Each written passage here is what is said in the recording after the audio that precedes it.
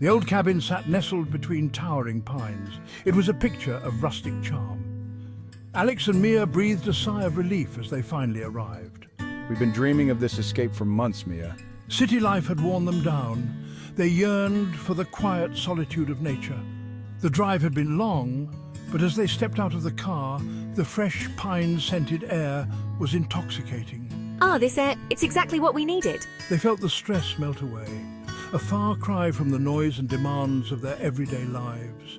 This weekend was about reconnecting, rediscovering the peace they had lost somewhere along the way. Little did they know, their secluded haven was about to become a nightmare. The next day, they decided to explore the area. The forest was alive with the sounds of birdsong and rustling leaves. They wandered hand in hand, enjoying the tranquility of their surroundings. As dusk approached, they started back.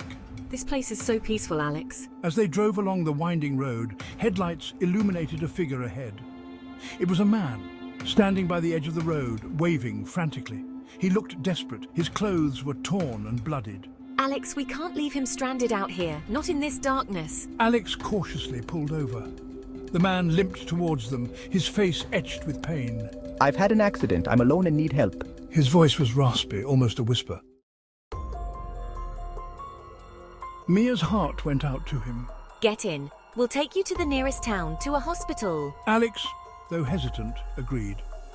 Something about the man's eyes unsettled him, but he couldn't leave anyone injured and alone. Back at the cabin, they helped the stranger inside. His injuries were worse than they initially thought. Deep gashes covered his arms and his head was bleeding. Let me grab the first aid kit. As she cleaned his wounds, she tried to get his story, but he was evasive. He wouldn't tell them his name or how he got hurt. His silence was unnerving.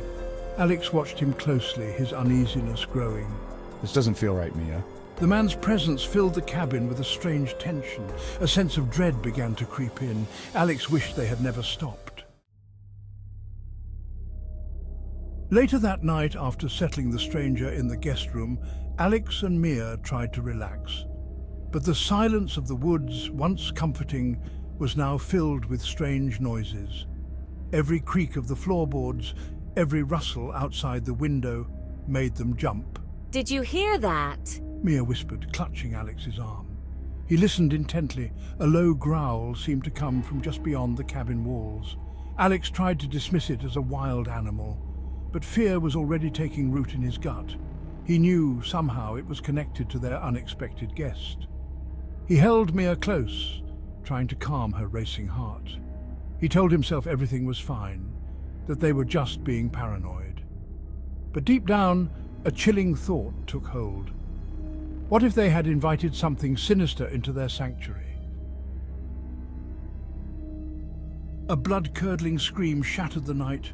Alex and Mia bolted upright in bed. The scream came again, closer this time, followed by the sound of splintering wood.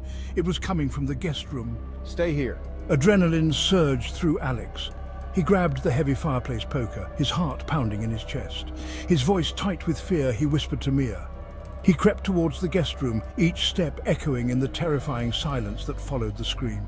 As he reached the door, a low growl rumbled from within. The smell of wet fur and something rotten filled his nostrils. He gripped the poker tighter, his knuckles white. Taking a deep breath, he threw open the door. The room was empty.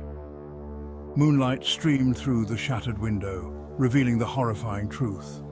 The bed was overturned, the room trashed. And on the floor, a trail of blood led towards the broken window. Their guest was gone. Oh my God! Suddenly, a guttural roar erupted from the woods. It was closer now, angrier. Alex stumbled back, his blood turning to ice. He understood now. The hitchhiker wasn't running from something. He was running with it. Two glowing red eyes pierced the darkness outside, a monstrous silhouette framed against the moonlit trees. Alex stood frozen, the poker falling from his grasp.